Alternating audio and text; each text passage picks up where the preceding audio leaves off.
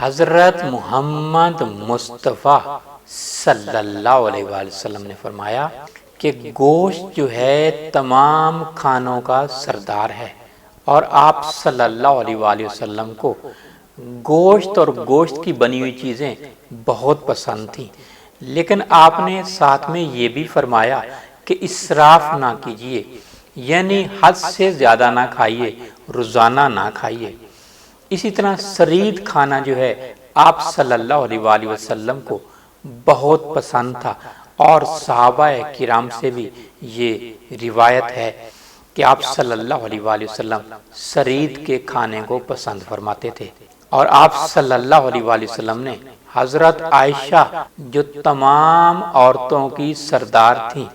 آپ نے اس کی مثال دے کر فرمایا فضل عائشۃ علی النساء کفضل السرید علی سائر الطعام۔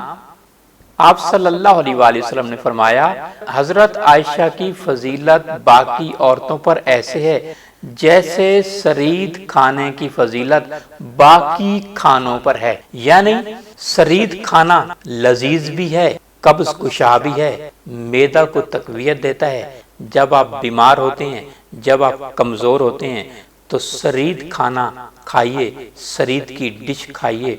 اس کے مختلف طریقے ہیں بنانے کے۔ پہلے نمبر پہ تو گوشت کا شوربہ، اور پھر آپ صلی اللہ علیہ وآلہ وسلم کو روٹی بھی پسند تھی، اور پھر باسی روٹی کا ذکر بھی ملتا ہے کہ آپ صلی اللہ علیہ وآلہ وسلم کو باسی روٹی بھی پسند تھی، آپ نے سرکہ اور باسی روٹی بھی کھایا، یہ بھی حدیث میں موجود ہے۔ گوشت کا شوربہ، اس میں روٹی ڈال لیجئے اور اس کو ڈھانپ لیجئے، گرم گرم جو ہے، کچھ دیر پڑا رہنے کے بعد آپ استعمال کیجئے۔ اور آپ صلی اللہ علیہ وآلہ وسلم ایسے بھی استعمال کرتے، بعض اوقات یوں بھی ہوتا، حدیث سے یہ ثابت ہے، طب نبوی سے ثابت ہے کہ سرید کھانے میں آخر میں مکھن ڈال دیا جاتا یا دیسی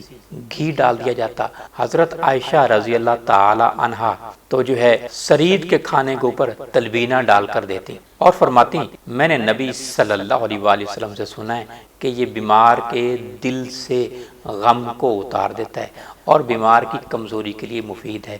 اگر آپ صحت مند ہیں تو سنت نبوی سرید والا کھانا استعمال کیجئے، صحت بھی ہے، سنت نبوی بھی ہے، بیماریوں سے بچاؤ بھی ہے،